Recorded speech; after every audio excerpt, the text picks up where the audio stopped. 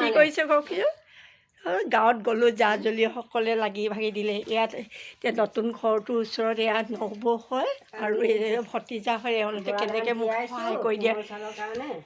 বৰা ধান তিয়াইছে কোমল চাউলৰ কাৰণে ল'ৰাকেইটা বোলে দূৰৈ থাকে জোৱাইহঁতক দিবলৈ জোৱাই বাৰু বৰকৈ নিনিয়ে